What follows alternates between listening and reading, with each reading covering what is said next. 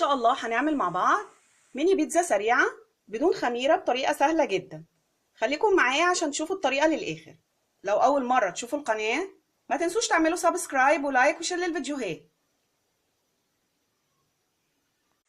السلام عليكم ورحمة الله وبركاته.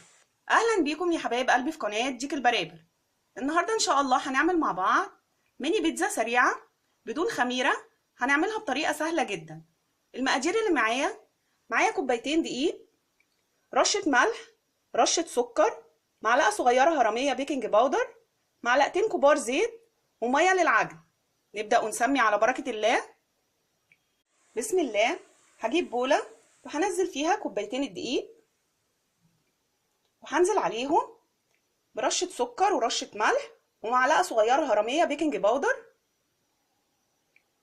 وهنزل عليهم بمعلقتين كبار زيت.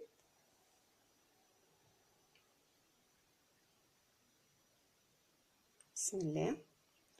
هبس الدقيق بالزيت، هفرك الدقيق بالزيت.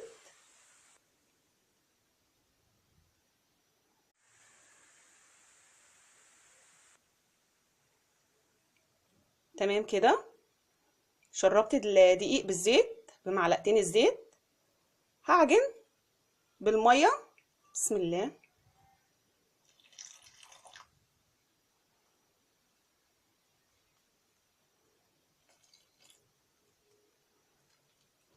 هعجن كويس لمدة 5 دقايق لحد ما احصل على عجينة طرية وناعمة ومش بتلزق في ايدي.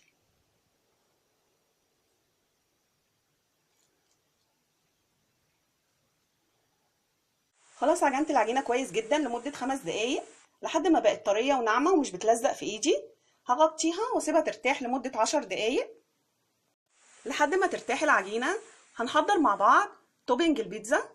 للتوبينج معايا طماطم متقطعة وفلفل رومي متقطع ولانشون وجبنة موتزاريلا ومعلقتين صلصة مسبكاهم وعليهم رشة ملح ورشة فلفل اسود. هجيب بولة وهنزل كل المكونات اللي معايا على بعض. بسم الله.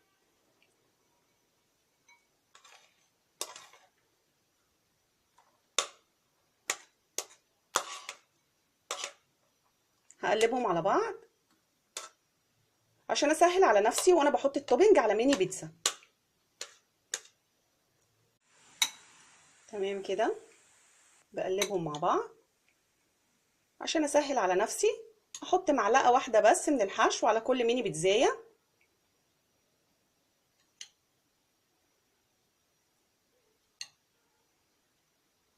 بعد 10 دقايق بالظبط العجينة ارتاحت. دلوقتي هكورها لكور صغيرة.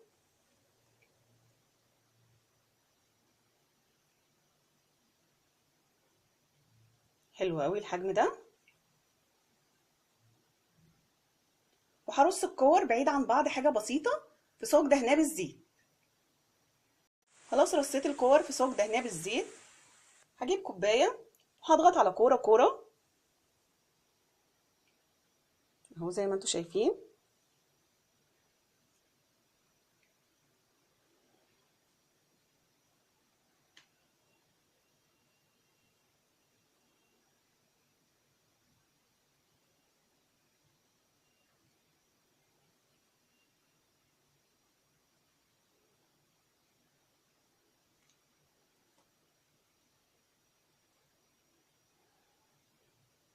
شايفين الجمال؟ اتفردوا بمنتهى السهولة.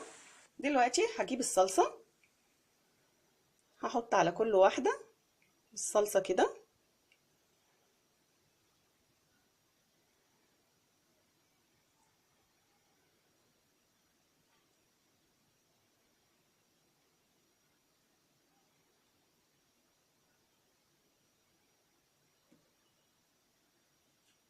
خلاص حطيت الصلصة. هجيب التوبنج، احط معلقة من الحشو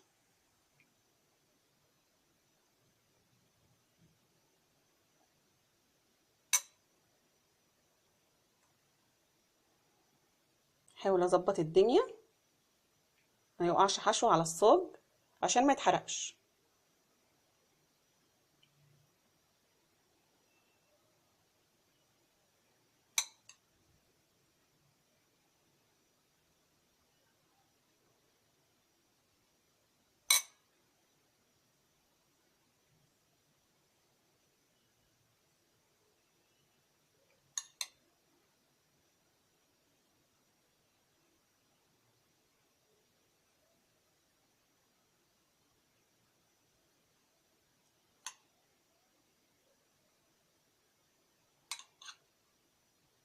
خلاص حطيت التوبنج على الميني بيتزا. دلوقتي هدخلها الفرن على درجة حرارة 200 على الرف اللي في النص، نار تحت وفوق. هتقعد حوالي ربع ساعة بالكتير قوي. اول ما تستوي هطلعها وهوريها لكم. اهو يا حبايب قلبي الميني بيتزا بعد ما استوت وطلعت من الفرن. شايفين شكلها جميل ويفتح النفس ازاي، والسوا بتاعها تحفة. هسيب لكم المقادير كلها في صندوق الوصف. لو عجبتكم طريقة عمل الميني بيتزا السريعة بدون خميرة، ما تنسوش تعملوا لايك للفيديو واشتراك في قناة ديك البرابر. اشوفكم في فيديوهات تانية. سلام.